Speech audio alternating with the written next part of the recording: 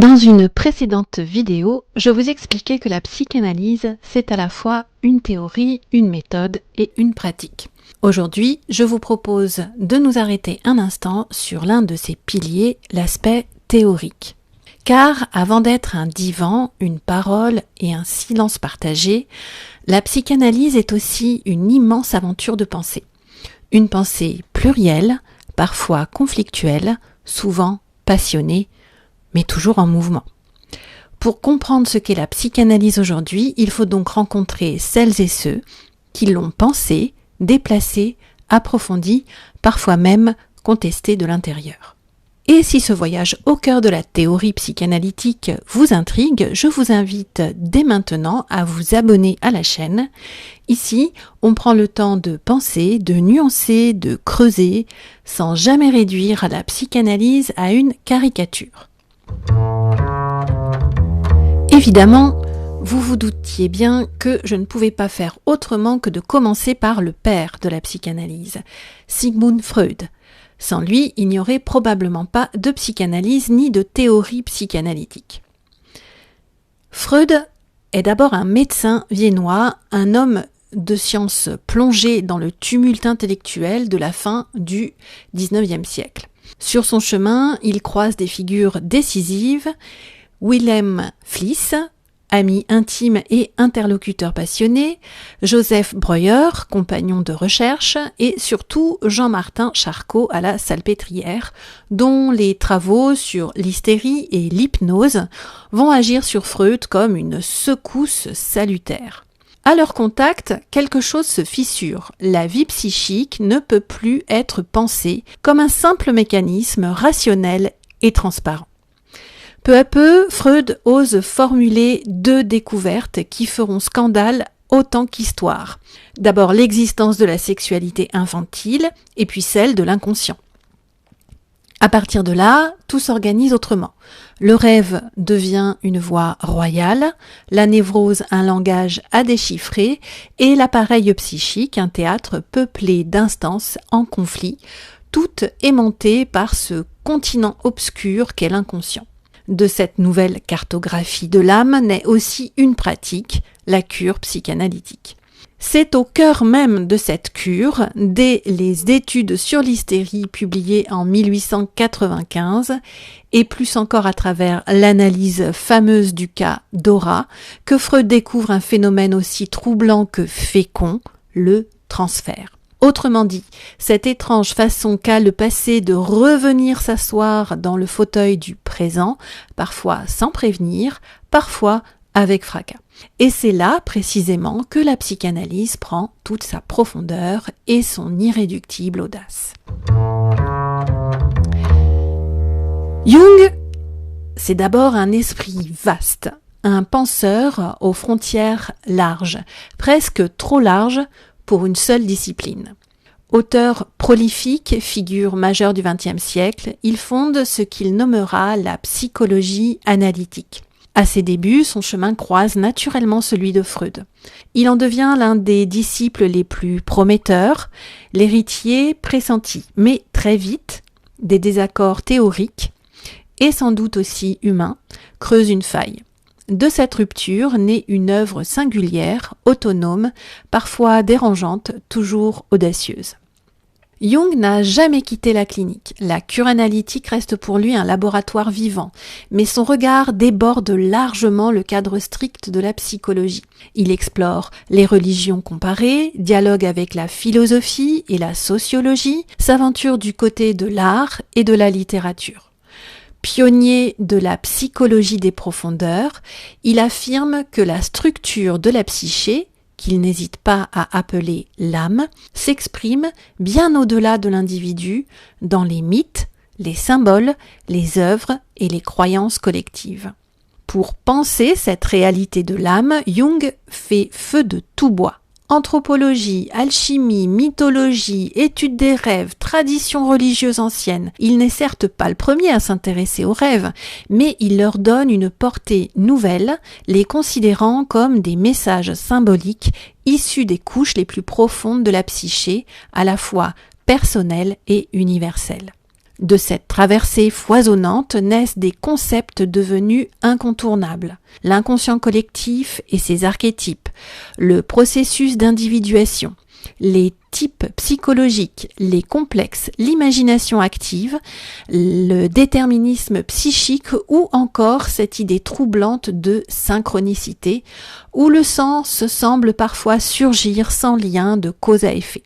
Avec Jung, la psychologie cesse d'être seulement une science de l'esprit. Elle devient aussi une aventure symbolique, un voyage au long cours dans les paysages de l'âme. Mélanie Klein n'est pas entrée en psychanalyse par la grande porte académique, mais par une porte latérale, plus intime, presque clandestine, celle de l'expérience personnelle et de la souffrance psychique. Née à Vienne à la fin du XIXe siècle, dans un monde encore largement fermé aux femmes théoriciennes, elle découvre la psychanalyse alors qu'elle traverse elle-même des périodes de dépression. La rencontre avec cette nouvelle discipline agit pour elle comme une révélation. Quelque chose, enfin, permet de penser l'enfance autrement que comme un simple prélude à la vie adulte. Elle commence son parcours analytique auprès de Sándor Ferenczi, puis d'Ernest Jones, figure majeure du mouvement psychanalytique. C'est sans être médecin, et presque à contre-courant des normes de l'époque, qu'elle devient psychanalyste. Son terrain d'élection sera l'enfant, et plus précisément le très jeune enfant, celui que l'on croyait jusque-là trop immature pour être analysé. Là où beaucoup hésitent encore, Klein ose. Elle invente une technique nouvelle. Le jeu devient l'équivalent de l'association libre, un langage à part entière par lequel l'enfant exprime ses conflits inconscients. À partir de cette pratique clinique audacieuse, Mélanie Klein développe une théorie profondément originale. Elle soutient que la vie psychique est, dès les premiers mois, traversée par des fantasmes inconscients intenses, liés à l'amour et à la haine, au désir et à l'angoisse. Elle introduit la notion de position psychique, la position paranoïde schizoïde et la position dépressive, non comme des stades chronologiques figés, mais comme des modes fondamentaux de fonctionnement de l'appareil psychique, susceptibles de se réactiver tout au long de la vie. Au cœur de sa pensée se trouve la relation d'objet précoce. Pour Klein, le bébé n'est jamais seul avec ses besoins biologiques. Il est déjà en relation avec des objets investis fantasmatiquement. En premier lieu, le sein maternel, aimé, attaqué, idéalisé ou persécutant.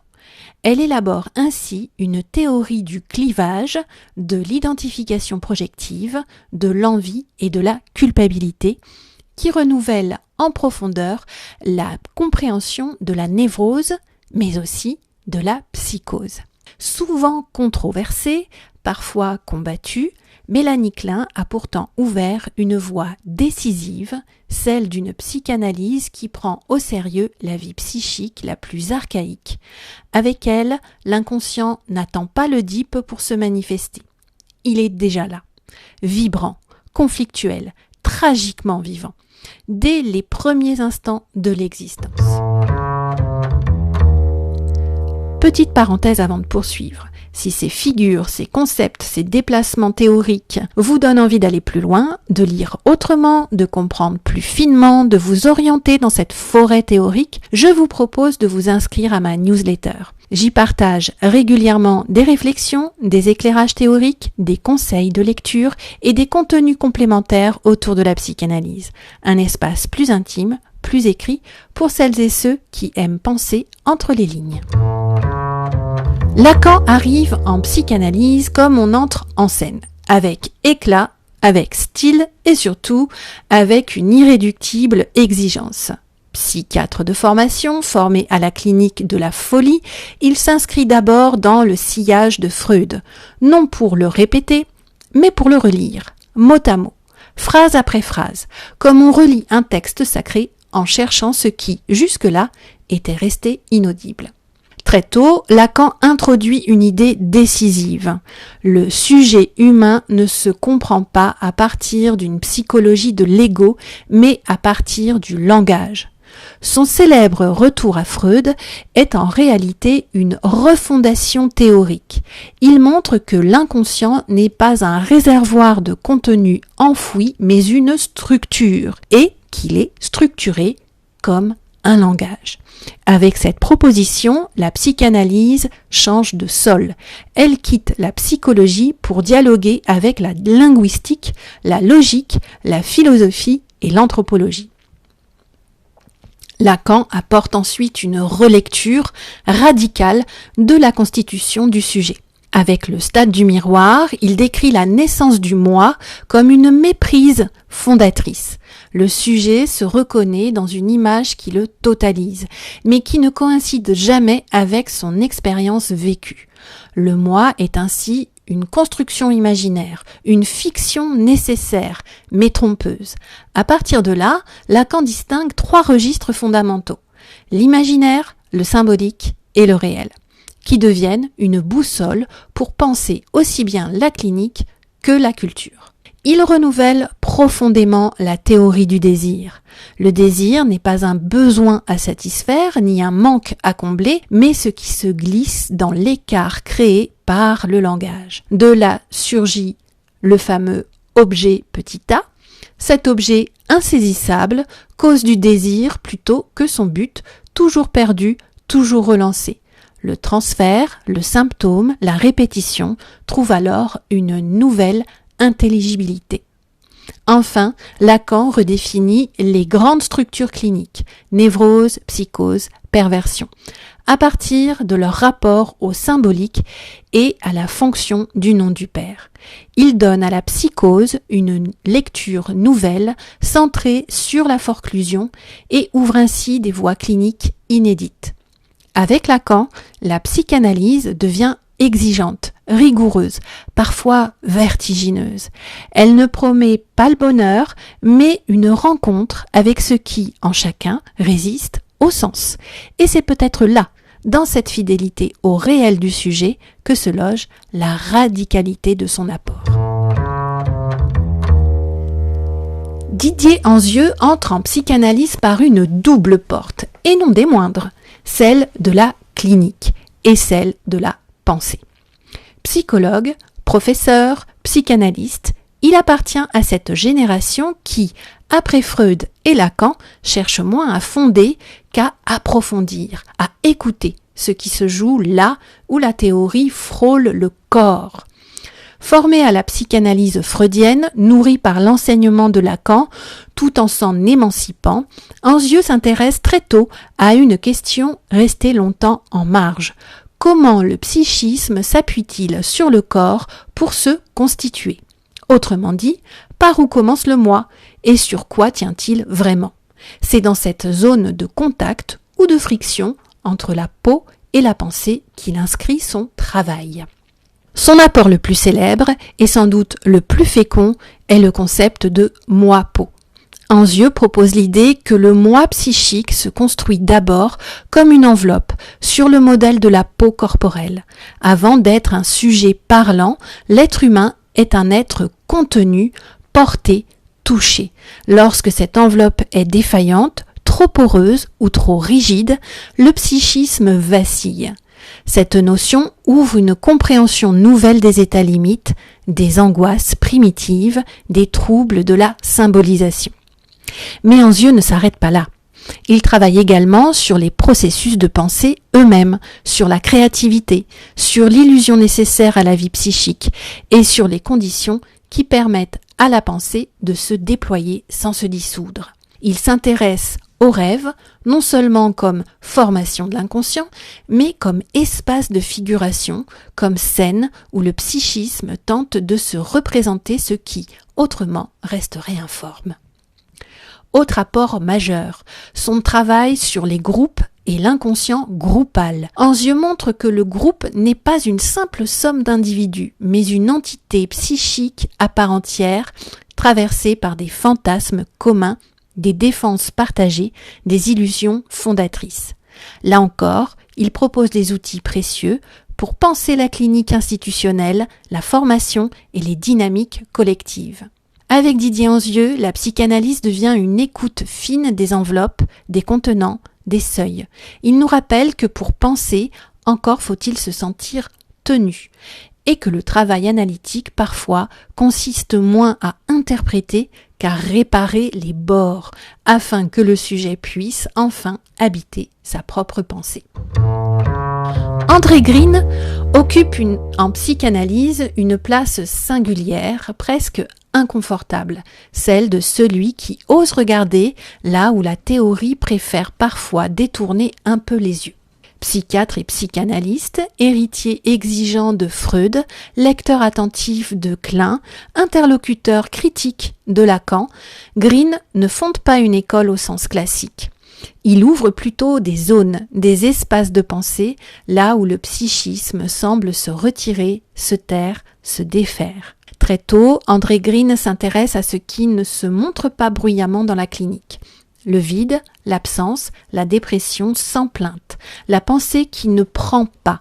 Là où la psychanalyse s'était surtout construite autour du conflit et du refoulé, il met en lumière une autre modalité de la souffrance psychique, celle du négatif. Il élabore ainsi le concept de travail du négatif pour désigner ces processus par lesquels le psychisme détruit, désinvestit, efface, non pas comme simple défense, mais comme mode d'organisation interne. Dans cette perspective, Green renouvelle profondément la compréhension des états limites et des fonctionnements dits non névrotiques. Il montre que chez certains patients, le problème n'est pas tant ce qui est refoulé que ce qui n'a jamais pu être représenté. D'où son insistance sur les défaillances de la symbolisation, sur les trous de la pensée, sur ces zones blanches où le langage échoue. Un autre apport central de son œuvre concerne la relation d'objet et la place de la mère dans la constitution du psychisme. Avec la notion de mère morte, André Green décrit une expérience psychique précoce marquée par un retrait libidinal de l'objet maternel. Ce n'est pas la perte réelle qui est en jeu, mais une présence vidée de sa vitalité, laissant l'enfant face à un objet psychiquement absent. Cette configuration aura des effets durables sur la capacité à aimer, à désirer, à penser. Avec André Green, la psychanalyse s'enrichit d'une lucidité parfois dérangeante, mais précieuse. Il nous apprend que le drame psychique ne se joue pas seulement dans le conflit, mais aussi dans l'effacement. Pas seulement dans le trop-plein, mais dans le désert. Et que le travail analytique consiste, bien souvent, à redonner droit de cité à ce qui jusque-là n'avait jamais trouvé de forme. Françoise Dolto est une figure à part dans le paysage psychanalytique français. Une clinicienne engagée, une penseuse audacieuse et surtout une femme qui a pris l'enfant au sérieux à une époque où on le regardait encore de haut. Médecin, pédiatre et psychanalyste formée auprès de Lacan, elle fait très tôt le pari, dérangeant pour certains, que l'enfant est un sujet à part entière, déjà pris dans le langage, déjà traversé par l'inconscient. Sa rencontre avec la psychanalyse n'est pas abstraite ni théorique. Elle naît de la clinique, du corps de l'enfant, de ses symptômes, de ses silences, de ses douleurs. Dolto écoute ce que le corps dit quand les mots manquent. Et surtout, elle soutient une idée révolutionnaire pour son époque. Même le nourrisson comprend, même le tout petit est sensible au sens, à la vérité des paroles qui le concernent. L'enfant, dit-elle, est une personne. L'un de ses apports majeurs est sa conception de l'image inconsciente du corps.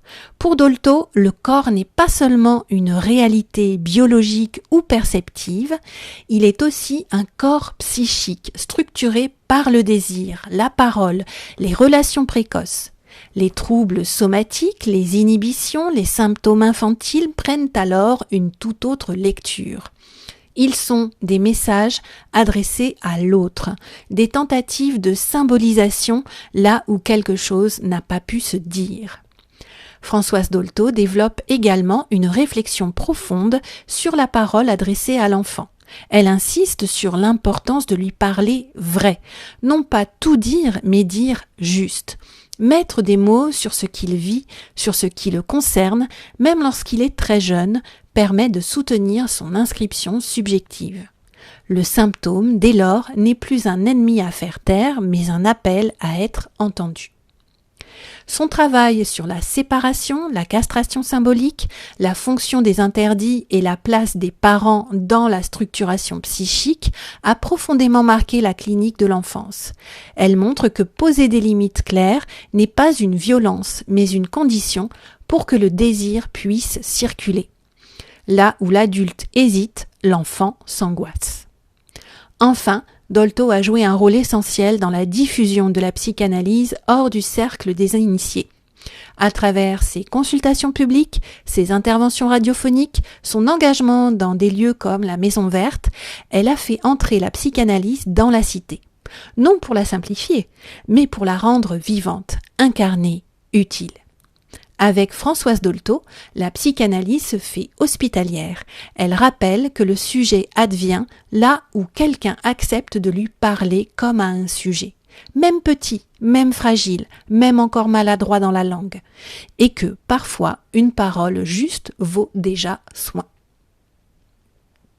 Nous venons de traverser ensemble une première cartographie de la psychanalyse théorique. De Freud à Dolto, en passant par Jung, Klein, Lacan, Anzieux et Green, on voit se dessiner une chose essentielle. Il n'existe pas une psychanalyse, mais des façons multiples de penser le sujet, l'inconscient, le désir, la relation à l'autre. Ces théoriciens ne forment pas un bloc homogène. Ils se répondent, se contredisent, s'éloignent, parfois radicalement. Et c'est précisément cette tension qui fait la vitalité de la psychanalyse.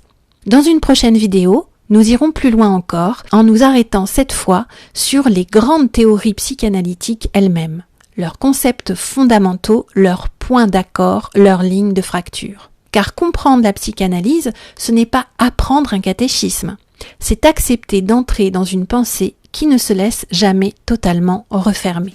Si cette vidéo vous a plu, si elle vous a donné envie de penser autrement la psychanalyse, n'hésitez pas à liker, à laisser un commentaire ou à me dire quel théoricien vous a le plus marqué ou le plus dérangé. La psychanalyse commence souvent là, dans ce qui résiste, dans ce qui interroge et dans ce qui mérite qu'on en parle.